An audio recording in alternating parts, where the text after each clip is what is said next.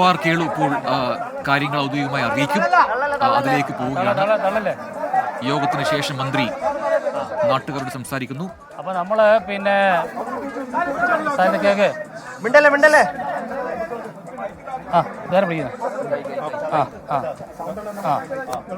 ഇപ്പോ പിന്നെ എല്ലാ പാർട്ടിക്കാരുമായിട്ടും കുടുംബക്കാരായിട്ടും നമ്മൾ ചർച്ച നടത്തി. അതിൽ ജനങ്ങൾ ഉന്നയിച്ച ഡിമാൻഡ് എന്ന് പറയുന്ന ഒന്നാമത്തെ ഡിമാൻഡ് എന്ന് പറയുന്നത് ഈ കടുവനെ വെടിവെച്ച് കൊല്ലണം എന്നുള്ളതാണ് ഒരു ഫസ്റ്റ് ഡിമാൻഡ്.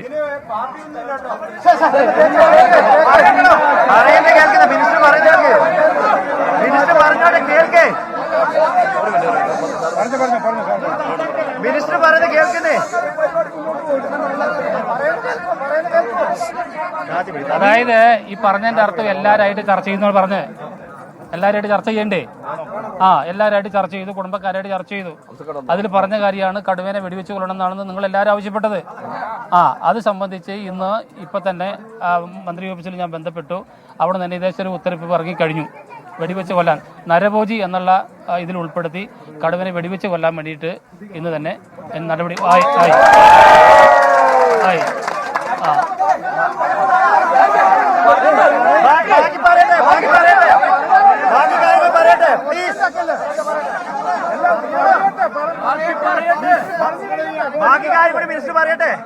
അല്ല ഞാൻ പറഞ്ഞു വെച്ചാല് ഇങ്ങനെ ബഹളം ഉണ്ടാക്കിക്കൊണ്ട് വൈകുന്നേരം വരെ ഇരിക്കണോ?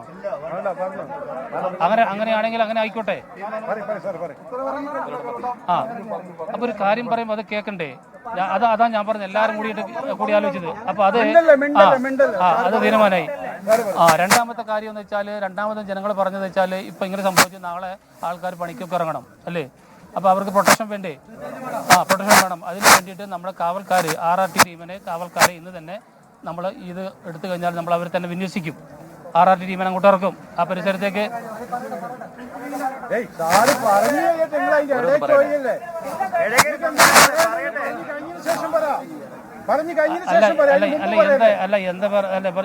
ഇത് പറയണ്ടേ? മുൻഗണന അടിസ്ഥാനത്തിലാണ് കാര്യങ്ങൾ പറയുന്നത്. അത് മനസ്സിലാക്കണ്ടേ? അപ്പോൾ ജനങ്ങൾക്ക് സുരക്ഷത വേണമെന്നാണ് രണ്ടാമത്തെ പ്രധാനപ്പെട്ട കാര്യം. ആ സുരക്ഷയ്ക്ക് വേണ്ടിയിട്ടാണ് നമ്മൾ ഇപ്പോൾ കാവൽക്കാരെ RRT ടീമിനെ നമ്മൾ ഇന്ന് തന്നെ ആ പ്രദേശത്തേക്ക് വിന്യസിച്ചത്. കാരണം ഒരാളെ കൊലപ്പെടുത്തിക്കൊണ്ട് ആ പരിസരത്ത് അത് കാണും. അതുകൊണ്ട് നമുക്കതിനെ പിന്നെ കാവൽ ഏർപ്പെടുത്തേണ്ട കാര്യമുണ്ട്. അപ്പോൾ എന്ന് തന്നെ കാവൽ ഏർപ്പെടുത്തും. അതാണ് രണ്ടാമത്തെ കാര്യം സംബന്ധിച്ച് പറയാനുള്ളത്. മൂന്നാമത്തെ കാര്യം വെച്ചാൽ നമുക്ക് കൂടും കൂടി വെക്കണം എന്നുള്ളത് പറഞ്ഞിട്ടുണ്ട്. അതിനോടൊപ്പം തന്നെ കൂടും കൂടി നമുക്ക് ഇന്ന് തന്നെ കൂട് വെക്കാനുള്ള ഏർപ്പാട് നമ്മൾ പൊതുവായിട്ട് നമ്മൾ തീരുമാനം എടുത്തിട്ടുണ്ട്. പിന്നെയുള്ളത് ഫെൻസിങ്ങിൻ്റെ കാര്യമാണ്. ഫെൻസിങ്ങിന് ഫെൻസിങ് എന്ന് പറഞ്ഞാൽ ഫെൻസിങ്ങിന് ഞാൻ തന്നെ ഫണ്ട് വെച്ചതാണ്. MLA ഫണ്ട് തന്നെ ഞാൻ തന്നെ വെച്ചിട്ടുണ്ട്. 2-3 വട്ടം നമ്മൾ അത് ടെൻഡർ പോകാത്ത കൊണ്ടാണ് ഡിലേ ആവുന്നത്. ഞാൻ പറയട്ടെ, ഇനി നിങ്ങൾ പറയണ്ട, ഞാൻ പറയട്ടെ.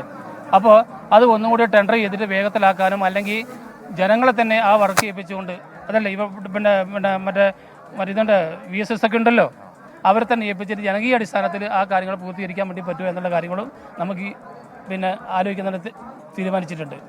പിന്നെയുള്ളത് ഈ കുടുംബത്തിൻ്റെ ജോലിൻ്റെ കാര്യമാണ് പറഞ്ഞിട്ടുള്ളത്. ജോലി സംബന്ധിച്ച് പറഞ്ഞിട്ടുള്ളത് ഇപ്പോൾ ഭർത്താവ് താൽക്കാലികമായിട്ട് ഇപ്പോൾ വാച്ചറായിട്ട് ജോലി ചെയ്തുകൊണ്ടിരിക്കുന്നുണ്ട്. അപ്പോൾ കുടുംബക്കാർ പറഞ്ഞിട്ടുള്ളത് വെച്ചാൽ മക്കളിൽ ആർക്കെങ്കിലും ഒരു ജോലി കൊടുക്കണം എന്നുള്ളതാണ്. അപ്പോൾ പോറഷുകാരെ അങ്ങനെ വിശ്വാസം ഇല്ലാത്തതുകൊണ്ട് അത് മന്ത്രി തന്നെ ആ ഉത്തരവാദിത്തം ഏൽക്കണം എന്നാണ് അവർ പറഞ്ഞത്. ആ ഒരു കാര്യം തീർച്ചയായിട്ടും മന്ത്രിസഭയിൽ അത് ഉന്നയിക്കാനും അത് കൊണ്ടുവരാനും മന്ത്രി തന്നെ മുൻകൈ എടുത്ത് നടപ്പാക്കേണ്ട ഒരു തീരുമാനമാണ് എടുത്തിട്ടുള്ളത്. പിന്നെയുള്ളത് അവരെ സംബന്ധിച്ചുള്ളത് കോമ്പൻസേഷനാണ്. കോമ്പൻസേഷൻ നിലവിലുള്ള 10 ലക്ഷമാണ് നമ്മൾ ഇപ്പോൾ കൊടുത്തുകൊണ്ടിരിക്കുന്നത്. അതിന് പുറമെ 1 ലക്ഷം കൂടി 11 ലക്ഷം രൂപ നമ്മൾ കൊടുക്കും. അതിൽ 5 ലക്ഷം നമ്മൾ ഇന്ന് തന്നെ കൊടുക്കും.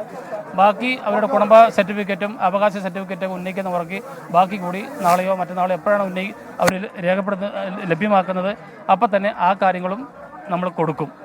ഇത്തരം കാര്യങ്ങളാണ് ഇന്ന് നമ്മൾ എല്ലാവരും കൂടി പൊതുവായിട്ട് ആലോചിച്ചിട്ടുള്ളത്. എനിക്ക് നിങ്ങളോട് എല്ലാവരോടും റിക്വസ്റ്റ് ഉള്ളത്, നമുക്ക് സംഭവിച്ചു പോയി അതാ പറഞ്ഞത് ആ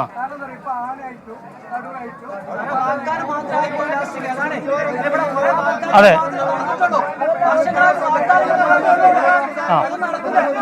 അതെ ഉടനെ എത്തും. ഓക്കെ, അപ്പൊ ഈ കാര്യങ്ങൾ അംഗീകരിച്ചുകൊണ്ട് നമുക്ക് ബോഡി എടുക്കണം കേട്ടോ. 10 ലക്ഷം 11 ലക്ഷമാണ് നമ്മൾ കൊടുക്കുന്നത്. 11 ലക്ഷമാണ് കുടുംബത്തിന് കൊടുക്കുന്നത്. പക്ഷെ അതിൽ 5 ലക്ഷം ഇന്ന് തന്നെ കൊടുക്കും.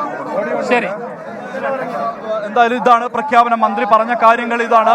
മന്ത്രി 10 ലക്ഷം രൂപ കുടുംബത്തിന് ഉടൻ തന്നെ നൽകും. 10 ലക്ഷം രൂപയാണ് കുടുംബത്തിന് നൽകുക. അതോടൊപ്പം ഈ കുടുംബത്തിൽ ഒരാൾക്ക് ജോലി, ആ ജോലിക്കാര്യം ഉറപ്പായും പരിഗണിക്കും. കടുവയെ വടിവെച്ച് പിടികൂടും എന്നുള്ളത് തന്നെയാണ് അത്തരത്തിലുള്ള തീരുമാനത്തിലേക്കാണ് എത്തുന്നത്. മൃതദേഹം ഇറക്കാൻ ഉള്ള നീക്കം ഉണ്ടാകണം എന്നുള്ള ആവശ്യമാണ് ഉന്നയിക്കുന്നത്. കാരണം മൃതദേഹം ഇവിടെ നിന്നും കൊണ്ടുപോകണം. ഇപ്പോഴും മൃതദേഹം ശരി സുജിത്ത്, ഏറ്റവും പുതിയ വിവരങ്ങളുമായി ചേരുക. എന്തായാലും ഏറ്റവും ഒടുവിൽ മന്ത്രി പറഞ്ഞ കാര്യങ്ങളാണ്. കടുവയെ വെടിവെച്ച് കൊല്ലും, അതിന് തീരുമാനമായി, ആ ഓർഡർ ഇറങ്ങിയിട്ടുണ്ട് എന്ന കാര്യം നാട്ടുകാരെ ബോധിപ്പിച്ചു.